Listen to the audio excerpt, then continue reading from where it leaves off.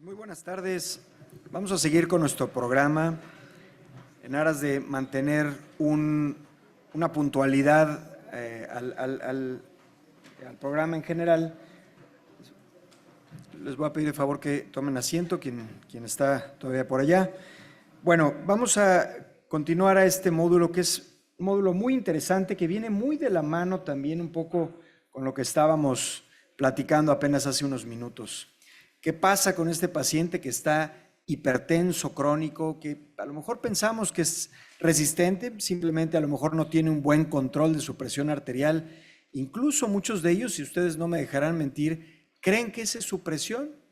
Entonces, mi presión normal es tener 145 o yo manejo 150 siempre. No, perdóname, pero esa no es una cifra de presión normal. Y este es un mito que sin duda tenemos que ir quitando poco a poco de la gente, porque aquí lo comentábamos en uno de los simposios, no es bajar la cifra nada más por bajarla, no es un tema estético de que a mí me gusta tener 120/80 en el monitor, es las consecuencias, las complicaciones de la hipertensión arterial la que nos tiene aquí sentados a nosotros. No es una cifra, sino es qué vamos a hacer con esa cifra o por qué nos interesa controlar esas cifras. Entonces estamos en este módulo que se llama el continuo cardio-neuro-reno-metabólico, que es el concepto actual donde ya no tenemos que considerar únicamente a la hipertensión como una enfermedad cardiovascular. Es una enfermedad que implica el daño endotelial y que evidentemente con esto daña al cerebro, al riñón y a todos los órganos del sistema circulatorio. Para esto generamos o diseñamos este módulo que conoce la conexión entre la hipertensión arterial y sus comorbilidades con las enfermedades cardiovasculares, renales, neurológicas y metabólicas. Para ello quisiera presentar nuevamente a nuestra presidente del simposio, la doctora Silvia Palomo Piñón. Ella es nefróloga. Ella es ya jubilada del Instituto Mexicano del Seguro Social, pero ha sido miembro fundamental de nuestro grupo de expertos en hipertensión arterial, y simplemente el hecho de que ella sea nefróloga demuestra la intención de Greta de ser un grupo donde haya inclusión de las especialidades que tienen que ver con hipertensión arterial, que en realidad son todas. Yo podría pedirle a un oftalmólogo que suba también, a un ginecólogo también que suba, es decir, todas las especialidades actualmente tienen relación con la hipertensión arterial. Y bueno, gracias doctora Silvia Palomo por ser tan motivante para el grupo. Por otro lado, les quiero presentar de una vez a nuestros ponentes, nuestros panelistas, el doctor Daniel Vargas Méndez. Vamos a ir poco a poco, perdón. Doctor Daniel Vargas Méndez es neurólogo por la Universidad Autónoma de San Luis Potosí. Hizo neurofisiología clínica por la UNAM y por el Instituto Nacional de Ciencias Médicas y Nutrición, Salvador Subirán. Fellowship en neuromuscular en la Universidad McGill de Montreal, Quebec. Fellowship en movimientos anormales en Toronto Western Hospital en la Universidad de Toronto también. Una rotación clínica en estimulación cerebral profunda por la Universidad de Miami en Florida. Una rotación clínica en enfermedades neuromusculares por la Universidad de Harvard en Boston, Massachusetts, y finalmente una rotación clínica en epilepsia en la Cleveland Clinic en Ohio, en Estados Unidos. Muchísimas gracias, doctor Daniel Vargas, por estar aquí con nosotros. Presento también al doctor Juan Pablo Vaz, el doctor Juan Pablo Vaz Cruz. Él es médico cirujano, egresado de la Universidad Autónoma de Yucatán, nefrólogo, egresado del Hospital de Especialidades del Centro Médico Nacional Siglo XXI. Ahí tuve el gusto de conocer al doctor Vaz. Él es maestro en Administración de Instituciones de Salud por la Universidad de Anáhuac, nefrólogo adscrito al Instituto Mexicano del Seguro Social de aquí, de Yucatán, y jefe de servicio de hemodiálisis del Hospital Christus Muguerza, también de aquí de Mérida, Yucatán. Y finalmente quiero presentarles también al doctor Rui Arjona Villicaña, perdón. El doctor Rui es médico internista, endocrinólogo y egresado del Instituto Nacional de Ciencias Médicas y Nutrición Salvador Subirán, maestro en ciencias por la UNAM, doctor en ciencias de salud por la Universidad Autónoma de Yucatán y actualmente tiene su práctica privada también aquí en Yucatán, en Mérida, Yucatán. Muchísimas gracias a los tres por estar. Quiero iniciar el debate y pidiéndoles a lo mejor ir un poco por este orden que teníamos ya planeado. El doctor Daniel Vargas Méndez, que nos platique un poquito esta relación que existe entre la hipertensión arterial y la neuropatía o la enfermedad neurológica. Si es tan amable de darnos un poquito su contexto, por favor.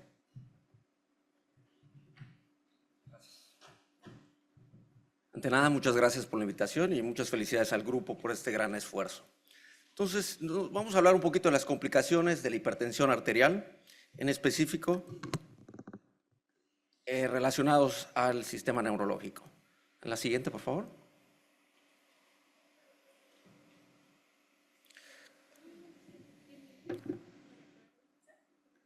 Correcto. Entonces, como sabemos, existen grandes conexiones neuroanatómicas entre el cerebro y el corazón que son capaces de producir manifestaciones cardiovasculares, incluyendo arritmias secundarios a la activación cerebral, como vemos en pacientes con epilepsia que pueden presentar muertes súbitas, ¿no? Entonces, ¿qué ven los neurólogos en relación a la hipertensión arterial? Hay una gran variedad de entidades que podemos identificar, ¿no?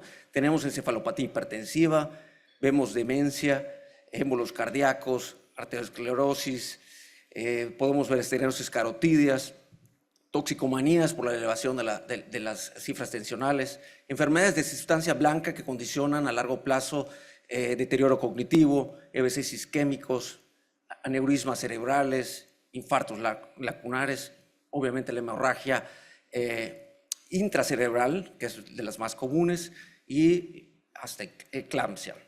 Entonces, como ven, hay una gran variedad de entidades que el neurólogo ve y que tienen una gran relación directa con la hipertensión arterial. Entonces, en modo sencillo, este es un estudio de 32 países, Interstroke, donde muestran la importancia número 1, que es la hipertensión como modificador. Todos los demás influyen para evitar los riesgos de EBC isquémicos. Sin embargo, el número 1 factor que podemos modificar es la hipertensión. Por eso felicito al grupo. Y vámonos con casos clínicos muy breves para ejemplificar lo que vemos día a día en la consulta en relación con hipertensión.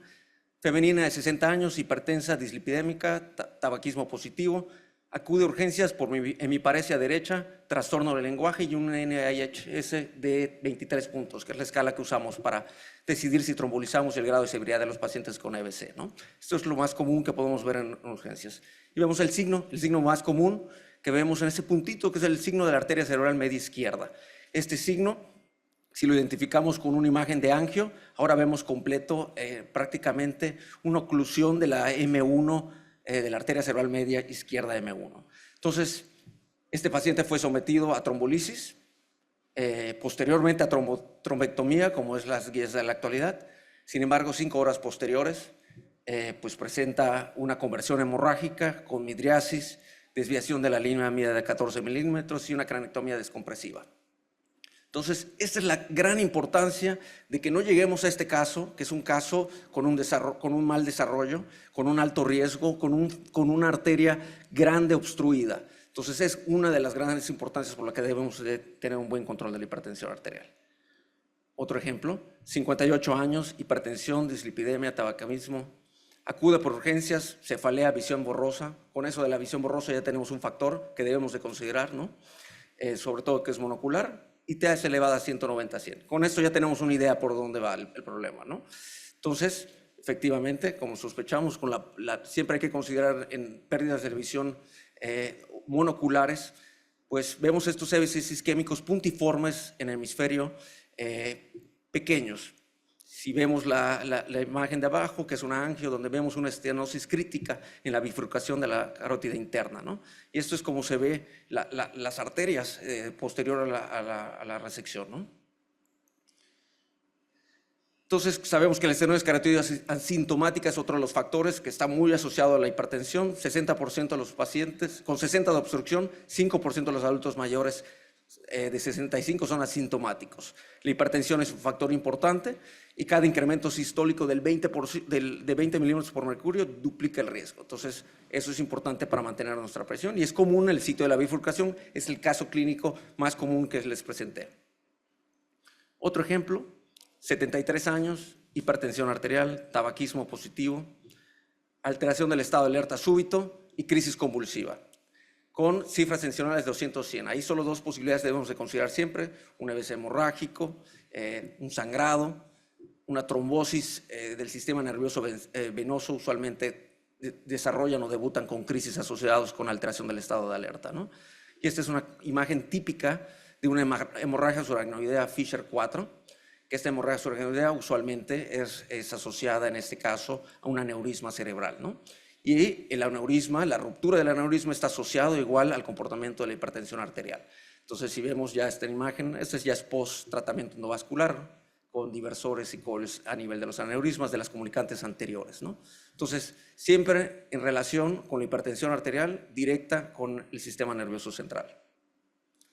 Y estas son escalas importantes que utilizan, y miren, factores de riesgos para ruptura de aneurismas. De estos factores de riesgo, dentro de estas variantes que incluyen población, hipertensión, edad, el tamaño, la hemorragia, el sangrado, una hemorragia de otro aneurisma y el sitio del aneurisma, pero como vemos, uno de los factores sigue siendo hipertensión. Otro caso, 65 años, hipertensión, acude a urgencias con hemiparesia izquierda, 190-100, y la imagen típica de un paciente con hipertensión, con un sangrado intraparenquimatoso en sitio común, que es ganglios basales, que es un factor, la hipertensión.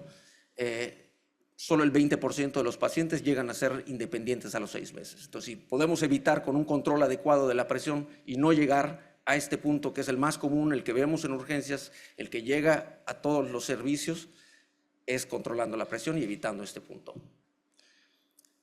Otro casito breve, 75 años, hipertensión, 170-90, llega a la consulta de neurología por deterioro cognitivo, problemas de memoria, ¿correcto? Lesiones de sustancia blanca, crónicas, periventriculares, como ven en la imagen, están asociados a deterioro cognitivo. Entonces, lo mismo, queremos ayudar a prevenir la progresión de este deterioro cognitivo, hay que iniciar medicamentos antihipertensivos, como es el TAL, en este caso se le inició un medicamento como telmisartán, el cual pues no altera o disminuye el flujo sanguíneo cerebral. 75 años, hipertensión y fibrilación auricular. Este es muy importante para la relación entre el cardiólogo y el neurólogo. Es un paciente ya conocido, es un paciente con fibrilación auricular, es un paciente con hipertensión. Acude por 2 días de disartria, discreta desviación de la comisura bucal, tratamiento con antihipertensivo y con una buena dosis de anticoagulación. Entonces, ¿qué pasó aquí? Llega con 176-97. Nos vamos con la imagen. Vemos una imagen isquémica en difusión en la resonancia puntiforme, muy pequeña. ¿Qué nos sigue? Analizar el angio. ¿Hay alguna relación con el angio? ¿Hay alguna estenosis con el angio? Si el paciente está adecuadamente anticoagulado, ¿por qué tenemos ese EBC isquémico? Entonces, lo importante es siempre investigar a todos los pacientes independientemente de los factores cuando hay un EBC. Y nos vamos por orden. Imagen, ver la angio. Si hay la parte en el caso de cardiológico, en este caso, hay una arritmia, se le hace un electro, un eco. Sin embargo, este paciente siempre hay que tener en cuenta estos factores. La adherencia al medicamento. ¿El paciente estaba tomando su medicamento? Sí, sí lo estaba tomando. ¿Estaba bien anticoagulado? Sí. ¿Había una interacción con otro medicamento? No. Evaluación no cardíaca, hay que hacer estudios de resonancia, estudios adicionales, líquidos si es necesario, eco transesofágico, estados de hipercoagulabilidad y la imagen cardíaca, los estudios cardíacos que todos ustedes ya saben. Pues en este caso no, este es lo único que había que hacer, es un paciente con un mal control de hipertensión arterial. El riesgo, su problema no fue por una fibrilación auricular, sino por un mal manejo de la hipertensión arterial. Plan, ajuste de tratamiento antihipertensivo. La importancia de la evolución, el manejo y el ajuste del tratamiento antihipertensivo. Y prácticamente con esto les doy un bosquejo breve de lo que vemos día a día y la relación directa con la hipertensión. Gracias.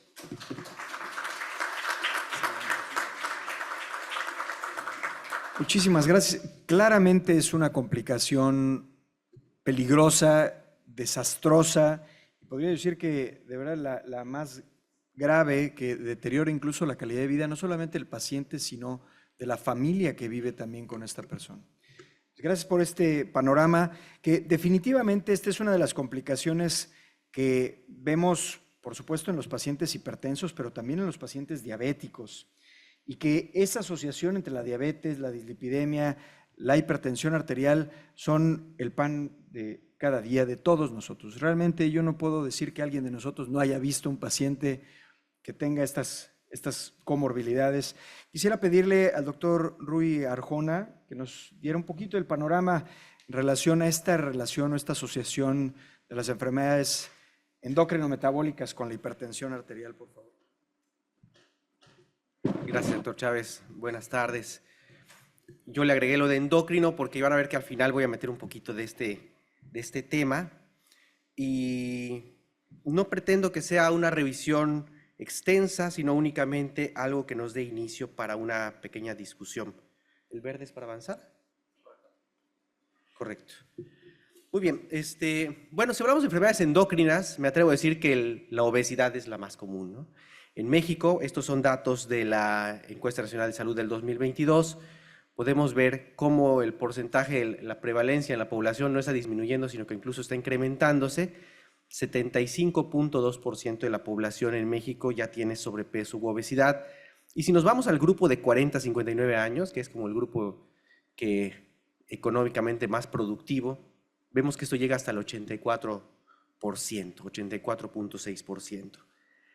Y si nosotros hablamos de diabetes, que es otra patología muy prevalente, podemos ver que en general esta gráfica está un poquito cargada, pero podemos ver que hacia su izquierda hay una cifra en rojo que es la prevalencia total de diabetes, tanto en pacientes diagnosticados previamente como los que se diagnosticaron por la encuesta, y vemos que 18% de la población tiene diabetes, que esto en el 2014 era como del 14%, o sea que nuestra prevalencia tampoco está disminuyendo de diabetes, se está incrementando, como también se está incrementando la obesidad. Y no me voy a detener mucho en esto porque ustedes son los expertos en hipertensión, pero la prevalencia de hipertensión es incluso mayor del 29.4%. Ahora, estas tres patologías se agrupan y sabemos que se agrupan desde que Raven describió el síndrome X, que posteriormente le pusimos síndrome metabólico, y dijimos que existe una asociación entre sobrepeso, obesidad, diabetes, hipertensión y dislipidemia. Pero esta asociación es por algún factor común, es causal o cómo es la asociación. Hay datos muy interesantes entre esas conexiones epidemiológicas. Por ejemplo, la Encuesta Nacional de Salud de los Estados Unidos nos dice que 76.3% de los adultos con diabetes tienen además hipertensión. Y esto lo vemos en el día a día. Si tenemos un paciente con diabetes, le tenemos que buscar a fuerza hipertensión, o si tiene hipertensión, pues también sería muy bien intencionado que le pidamos una glucosa, una hemoglobina glucosilada, a ver si está por estos rangos. Y estos que son datos de Estados Unidos, pues tampoco son muy distintos de lo que podemos encontrar en México. Este estudio es muy interesante porque proviene del estudio de diabetes de la Ciudad de México, MCDS, quiere decir Mexico City Diabetes Study, que es una cohorte basada en población de pacientes que se incluyeron de 1989 a 1992 y que incluyó habitantes de la Ciudad de México entre 35 y 64 años, a los cuales se les volvió a hacer revisiones de laboratorio y exploraciones físicas entre el 93 y el 95 y posteriormente entre el 97 y el 99. Finalmente, 1.753 participantes completaron las 3 fases del estudio, y lo interesante es que cuando se vio qué es lo que podía predecir que estos pacientes con hipertensión desarrollaran, o estos pacientes desarrollaron diabetes, entre los factores predictores se encuentra la hipertensión. Se encuentra el género, se encuentra la edad en alguna parte, el índice de masa corporal, la historia familiar de diabetes, eso es comprensible, pero interesantemente también la hipertensión es un factor predictor. Y este estudio lo replicaron, digamos el análisis lo replicaron en la base de datos del Framingham Offspring Study, y vieron que efectivamente la hipertensión se comporta como un predictor, no necesariamente causal, pero como un predictor de los pacientes que posteriormente van a desarrollar diabetes. Entonces existe también esta conexión epidemiológica. Van a ser pacientes que ya tienen alguna alteración metabólica, a lo mejor manifestada como hipertensión, que después se va a manifestar en el ámbito metabólico como diabetes. Y si hablamos de obesidad, pues podemos ver los datos, por ejemplo, del Million Veteran Program, que incluyó pues 800,000 veteranos, por eso se llama Million Veterans, porque casi llegaron a 1,000,000, en donde podemos ver que un gran porcentaje de la población tiene hipertensión, pero de esos hipertensos, la mayoría tenían obesidad. O sea, el 54% de los pacientes veteranos tenían hipertensión, 36% de los 54 tenían obesidad más hipertensión. Y había un pequeño porcentaje que tenía solo obesidad, no tenía hipertensión, pero igual. O sea, tenemos este nexo epidemiológico entre obesidad e hipertensión y entre diabetes e hipertensión. Pero ¿cuál es el mecanismo fisiopatológico para que esto se dé de esta forma? Bueno, hay varios mecanismos propuestos para que haya este nexo entre lo que conocemos como el síndrome metabólico y la hipertensión. Por ejemplo, la obesidad visceral, porque en el tejido adiposo visceral se secretan, por ejemplo, la leptina, que se ha visto que en estudios, en modelos de investigación, incrementan la actividad del sistema renina-angiotensina-aldosterona, la producción de algunas adipocinas como el factor de crecimiento tumoral alfa, la interleucina 6 y los ácidos grasos no esterificados que incrementan la resistencia a la insulina, o la producción misma de angiotensinógeno, que es un precursor de angiotensina 2 que tiene efectos de reabsorción de sodio en el túbulo contorneado proximal. También tenemos, por ejemplo, la activación del sistema renina-angiotensina-aldosterona por producción propiamente en el tejido adiposo de angiotensina 2 y este va a producir reabsorción de sodio en el túbulo contorneado proximal. El estrés oxidativo por incremento en la expresión de NADPH oxidasa y de la superóxido dismutasa en respuesta a una excesiva carga de sodio y esto va a producir especies reactivas de oxígeno. La activación del sistema nervioso simpático que va a incrementar las catecolaminas.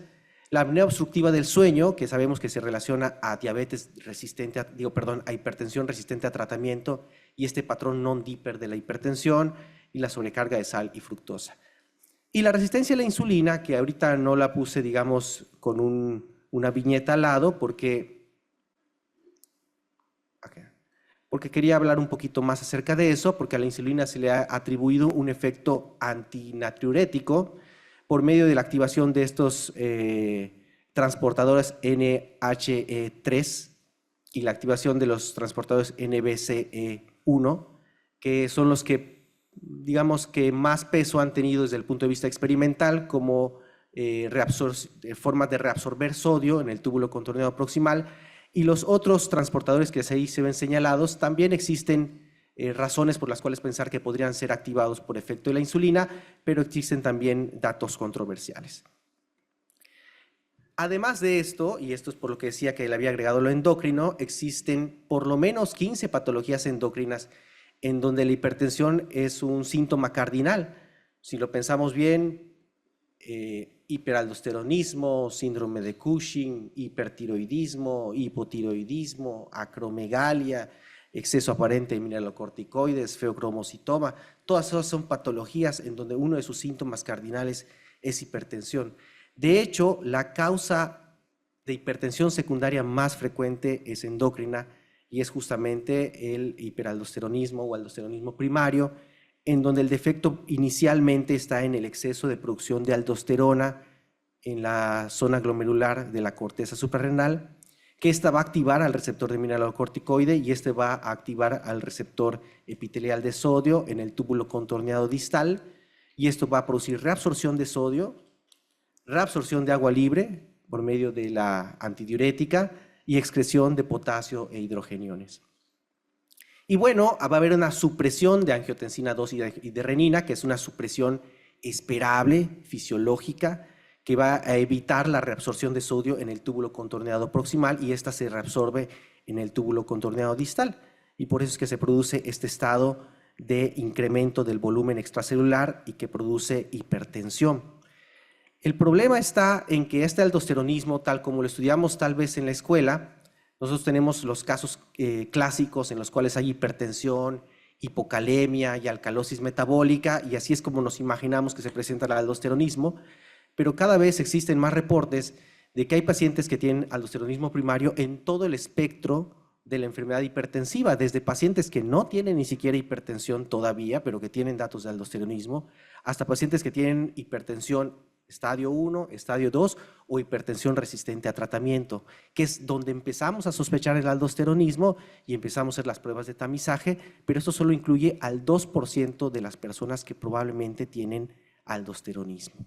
Si nosotros hacemos estudios en población amplia, podemos ver que el porcentaje es muy amplio. Por ejemplo, en un elemento, digamos, de atención primaria, el 5.9% podría tener aldosteronismo. Pero, por ejemplo, si nos vamos por el grado de hipertensión, podemos ver que los pacientes que tienen hipertensión estadio 3, 11 o 19% pueden tener aldosteronismo. O si vemos pacientes que tengan hipertensión y fibrilación auricular, pues hay algunos estudios que hasta el 42% pueden tener aldosteronismo. Por eso es que algunas sociedades recomiendan hacer estudios de tamizaje en pacientes que tienen hipertensión y fibrilación auricular y que no tienen otro factor que explique la fibrilación auricular, por ejemplo, isquémico, etcétera, ¿no? Entonces, este es un resumen general para que dé pie a la discusión. Muchas gracias por su atención.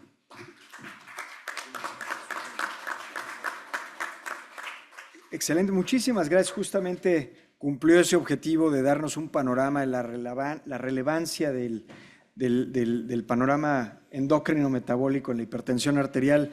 Bueno, en esa misma línea, quisiera pedirle al doctor Vaz que también nos hable un poquito de esa relación, no solamente la parte de la complicación, que a veces vemos a la complicación renal como parte de esa evolución del continuo cardiovascular, sino también qué posibilidad hay que el mismo riñón nos dé hipertensión arterial. Adelante, doctor.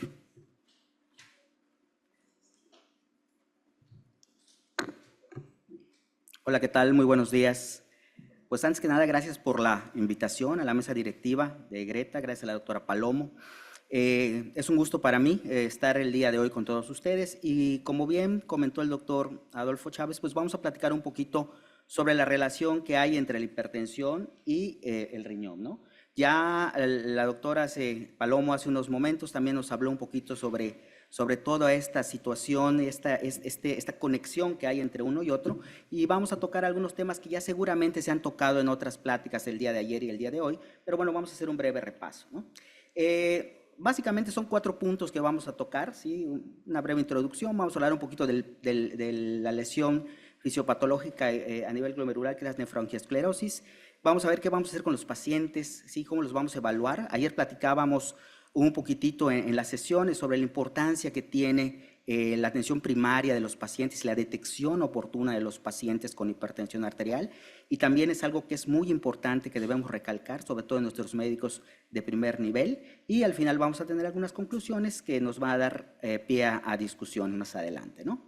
Estos son datos que seguramente ya todos conocen, ¿no? Más o menos de acuerdo a la Organización Mundial de la Salud, hay más de 1.280 millones de adultos entre 30 y 79 años en todo el mundo con hipertensión arterial y la mayoría pues pertenecen a países de ingresos bajos y medianos, ¿no?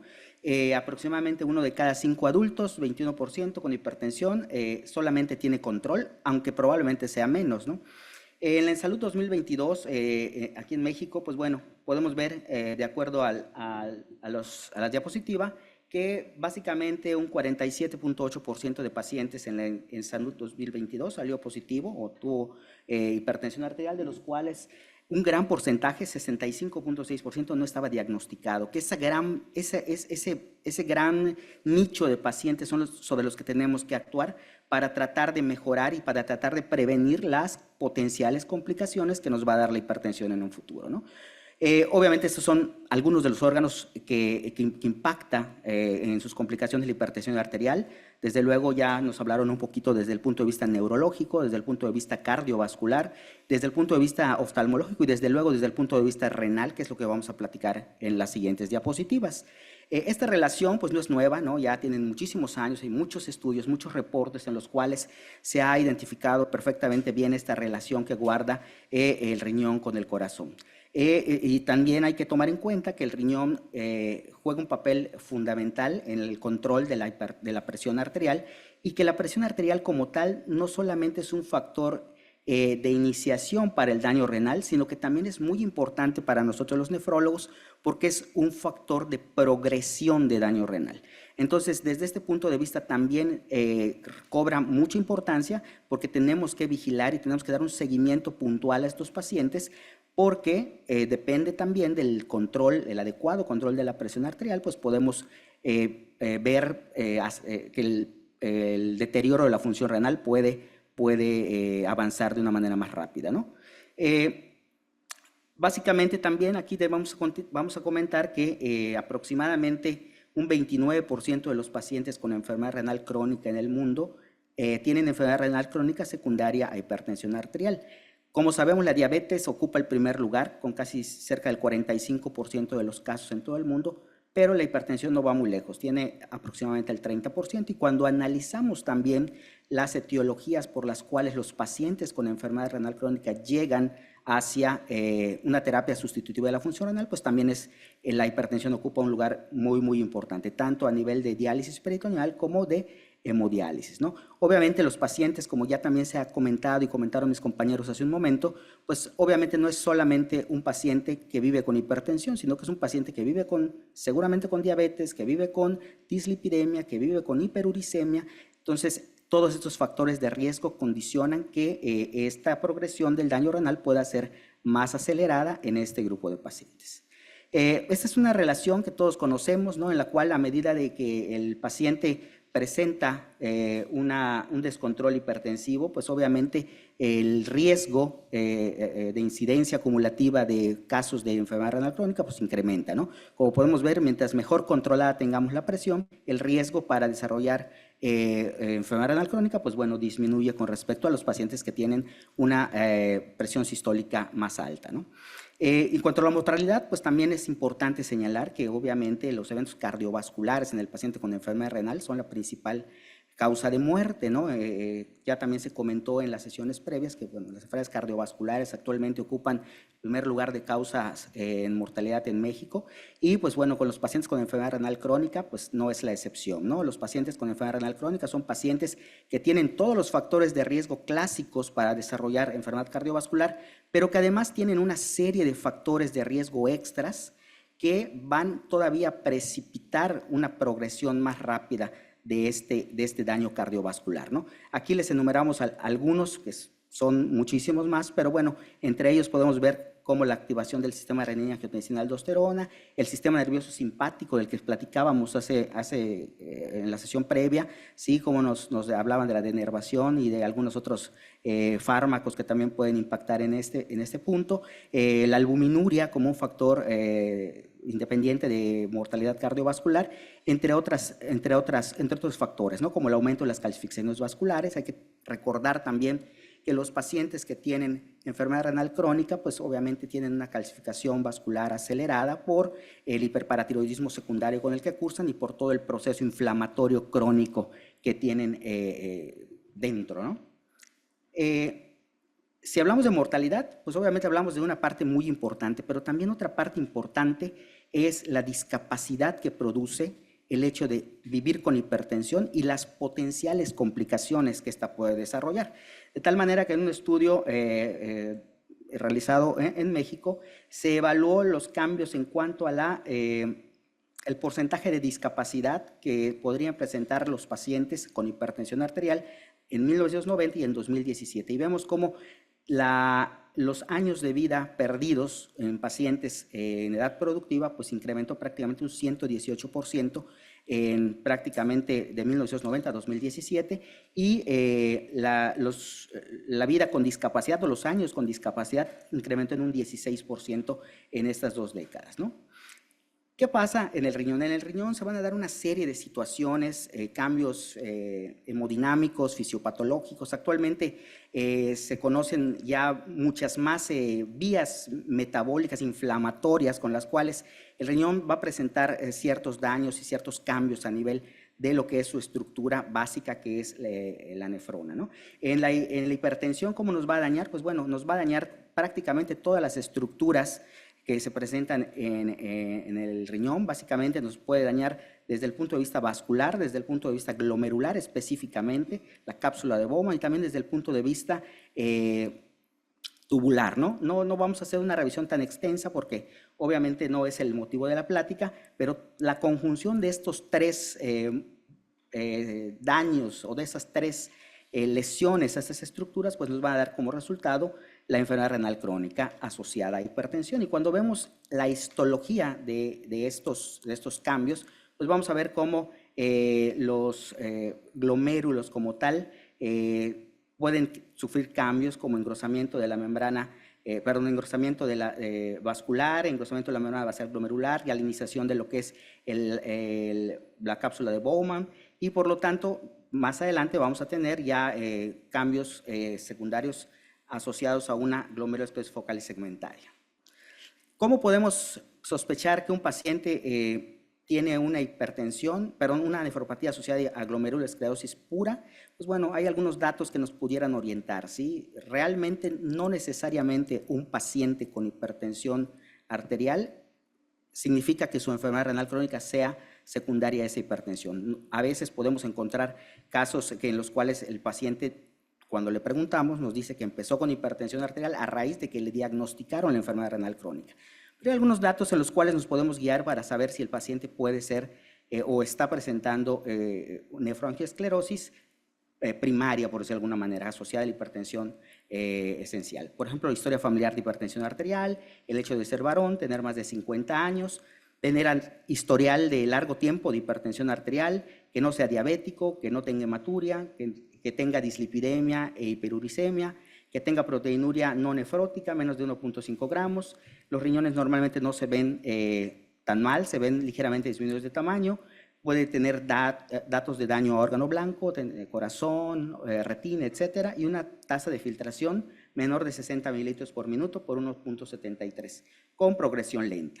Y aquí viene la parte importante. ¿Cómo vamos nosotros a evaluar a estos pacientes, ¿no? ¿Cómo vamos a saber nosotros qué pacientes tienen riesgo de desarrollar o de progresar la enfermedad renal crónica, tomando en cuenta sus características? Bueno, lo principal, lo que tenemos que hacer es tomar en cuenta que necesitamos dos factores. El primer factor es la medición del filtrado glomerular, que regresamos a las sesiones de ayer en las cuales se hacía mucho énfasis en este punto de la prevención primaria, ¿no? de que nuestros médicos de primer contacto tengan la información para poder en un momento dado hacer diagnósticos y poder dar tratamientos inclusive a los pacientes con hipertensión y seguimientos a ellos, ¿no?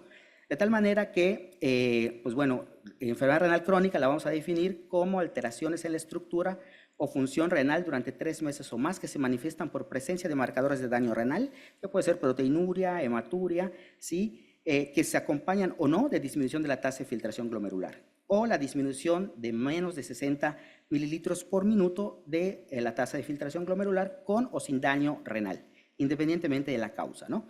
Esto, pues bueno, hay varias maneras en las cuales podemos estimarlo, ¿no? Es muy difícil medirlo. De hecho, la medición como tal, el estándar de oro para medir la tasa de filtración glomerular sigue siendo la depuración de inulina, la cual realmente no se realiza de manera clínica, es muy difícil, realmente está diseñada básicamente para estudios básicos, ¿no? En los cuales pues, se busca comparar diversos métodos de filtración glomerular, ¿no? Otras maneras también de medirlo son radiofármacos como el 50-EDTA, el 125-iotolamato, el tecnesio 99-DTPA. Sin embargo, también hay que tomar en cuenta que para realizar estas mediciones, no todos los hospitales ni todos los lugares cuentan con servicios de medicina nuclear en las cuales podamos llevarlo a cabo, ¿no?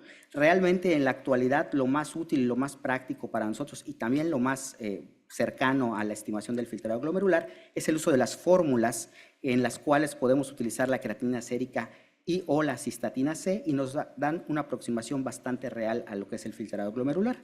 Sin embargo, también las recomendaciones nos dicen que la creatinina sérica como tal sola no es un buen marcador al 100%, ya que se puede influenciarse por diferentes circunstancias, ¿no? Como medicamentos, edad, peso, la ausencia de extremidades, etcétera, ¿no? Por lo tanto, pues sí, la combinación entre creatinina sérica y cistatina C en las fórmulas puede ser una muy buena opción, ¿no? La cistatina C, básicamente hablaremos 2 minutitos de ella, es una proteína que se produce en todo el cuerpo, tiene bajo peso molecular, no se glucosila y se produce por todas las células nucleares del cuerpo. Es un buen marcador de de daño renal y se eleva de manera precoz durante el daño renal. Sabemos que la creatinina por lo regular tarda entre 24 y 48 horas para elevarse, aún ya iniciado el insulto renal. Sin embargo, la cistatina se eleva de una manera más precoz y por lo tanto puede ser más útil para nosotros, ¿no?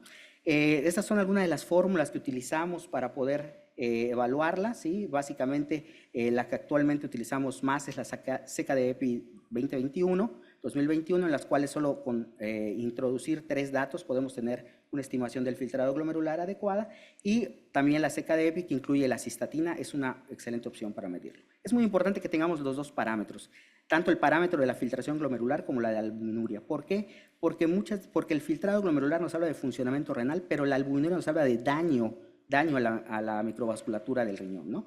Entonces, este es un estudio que rapidito les voy a comentar. No está hecho en pacientes hipertensos netamente, está hecho en pacientes diabéticos, pero me pareció interesante comentarlo porque es un estudio en el cual se estudiaron 5.036 pacientes que llegaban de primera instancia a varios centros de primer contacto en los Estados Unidos. Si se dan cuenta ahí, llama la atención que solamente los pacientes que tenían de etapa 3 o que estaban en etapa 3 para adelante tenían un nivel de una medición de microalbuminuria relativamente buena, por decirlo, realmente ni siquiera buena, moderada, ¿no? Si se dan cuenta, los pacientes con etapa 1 no tenían ningún tipo de medición, prácticamente el 99% no tenía mediciones, en la etapa 2 el 95% no se hacían mediciones de microalbuminuria, en la etapa 3 82%, en la etapa 4 ya el 47%, y en la etapa 5 el 41%. De tal manera que esto viene a reforzarnos esta necesidad que tenemos de buscar la microalbuminuria en los pacientes.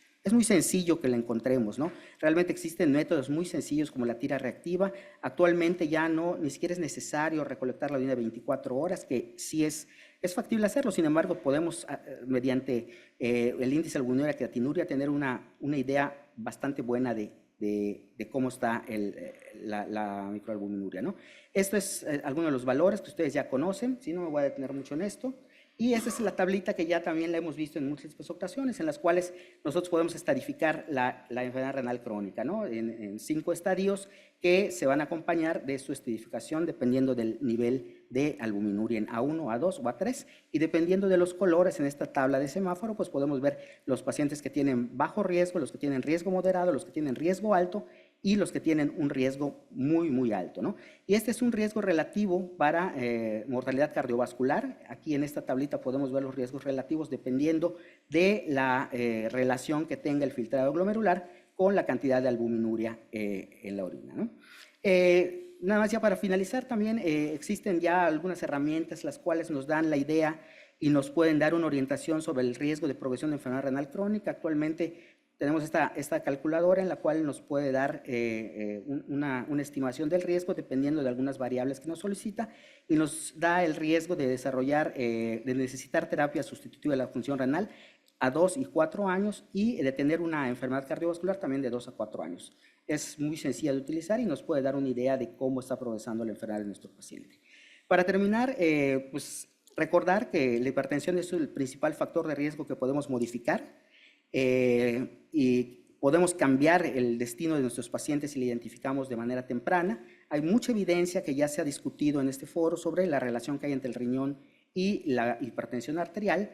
Es importante que retomemos todavía de nuevo, ¿no?, toda la capacitación y todo el estímulo hacia los médicos de primer nivel y de primer contacto para en un momento dado favorecer tanto la estimación de la filtración glomerular como de la medición de la albuminuria. Y pues actualmente pues debemos fortalecer este nivel para que podamos en un momento dado poder brindarles una mejor atención a nuestros pacientes. Y pues les agradezco mucho su atención y eso sería todo de mi parte. Muchísimas gracias, doctor Vaz.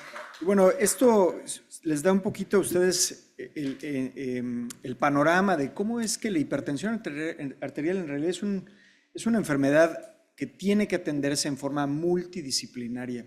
No es un problema de salud únicamente para el médico de primer contacto, ni para el cardiólogo, ni para el nefrólogo. Yo creo que este es un problema que se tiene que atender desde todas las perspectivas. Y aquí es un tema que vale la pena comentar cuando nosotros, y porque lo hemos estado insistiendo, cuando nosotros hacemos la evaluación de un paciente que llega por primera vez con nosotros, el cálculo de riesgo cardiovascular es fundamental en todos los casos.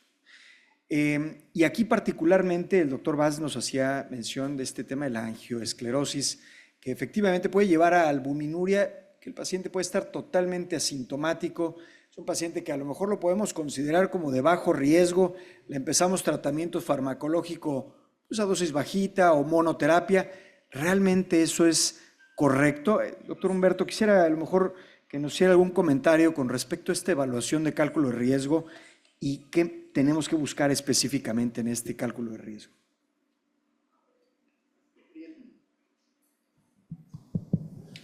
Bien, en el cálculo del riesgo cardiovascular se ha estado hablando a través de todo este foro y como vemos está muy interrelacionado riñón, corazón, cerebro, entonces y con alteraciones no nada más estructurales de daño a estos órganos, sino también asociados con alteraciones metabólicas.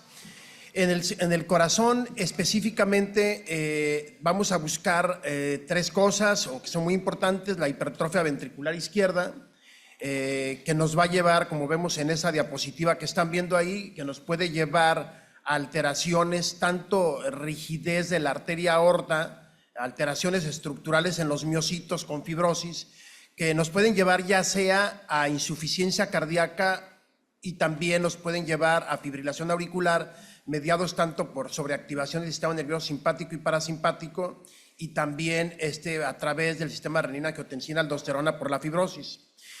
Y siempre tenemos que buscar este daño a órgano blanco, y si el paciente ya tiene daño a órgano blanco a nivel renal, decía la doctora Silvia Palomo, si está en grado 3 o más, estos pacientes ya son de alto riesgo cardiovascular, ni siquiera nos esforcemos en calcular un riesgo.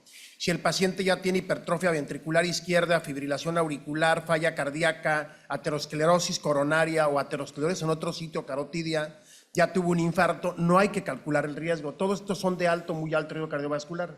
Entonces las tablas se usan en prevención primaria más que en prevención secundaria, y en cálculo del riesgo cardiovascular, cuando usamos las tablas, ya sea GloboRisk o American College Cardiology o las europeas, o recientemente las Prevent, que también evalúan el riesgo de fibrilación auricular y el riesgo de falla cardíaca, las tenemos que utilizar siempre en pacientes con prevención primaria sin las características de daño a órgano blanco que se enumeraron. Entonces ya quien tiene daño a órgano blanco ya no les calculamos el riesgo, son pacientes de alto riesgo cardiovascular. Entonces vemos cómo está interrelacionado riñón, corazón, cerebro, y todos los aspectos metabólicos que se han hablado. Debemos de ver al paciente desde un punto de vista multidisciplinario y como un solo ente, ¿no? Así es. Sí, es justamente parte de la intención de este módulo.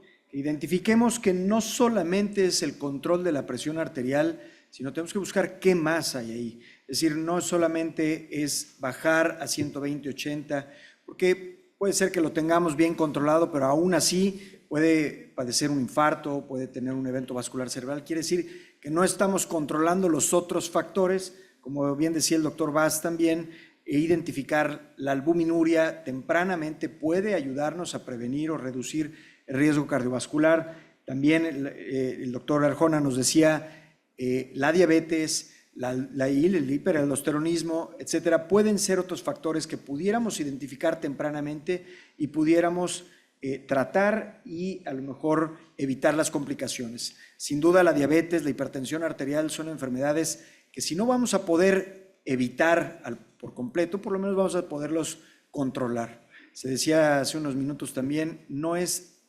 curable desafortunadamente, pero es tratable. Entonces tenemos que identificar esto para evitar las complicaciones más graves que son la fibrilación auricular y eventualmente el evento vascular cerebral, que definitivamente nos pueden llevar a desenlaces totalmente catastróficos y evidentemente a deterioro de calidad de vida. Un factor interesante que el doctor Arjona también comentaba es la presencia de diabetes nos incrementa el riesgo cardiovascular per se.